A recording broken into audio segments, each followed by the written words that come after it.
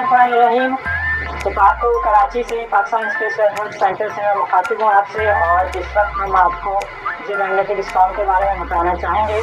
Geomagnetic storm 10 मई को 6 बजे सफारगो की जियोमैग्नेटिक ऑब्जर्वेटरीज को मियानी से रिकॉर्ड किया गया, और इसकी रिकॉर्डिंग हमारे पास लाइव यहाँ पर आती है।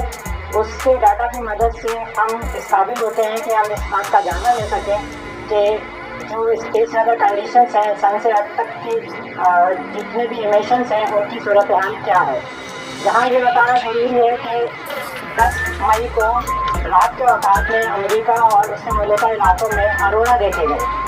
अरोरा वो वाक़ियाँ होती हैं जो कि सूरज से इखराज के बायस ज़मीन की मकनातीसी कशिश और इसकी मकनातीसी खतूत पर चार्जेस रखते हुए ज़मीन के कुतबैन तक आते हैं, और उन कुतबैन पर आकर वो डिस्चार्ज होते हैं। तो हरे ऊपरी रंग के, लाल रंग के रोशनियाँ दिखाई देती हैं, बिल्कुल ऐसे लगता है जैसे पर्दों की माने हुई। तो ज़मीन पर वो रोशनी के पर्दे अरोरा कहलाते हैं। लेकिन उसके पीछे पीछे साथ ही साथ मवाद चल रहा होता है, क्योंकि ये तो तवानाई होती है जो पहले पहुंच जाती है 8 मिनट 20 सेकंड में।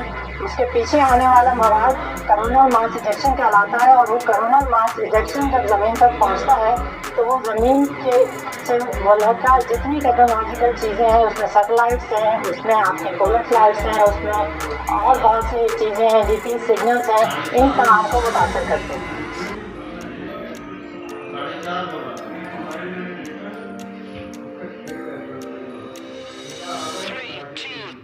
1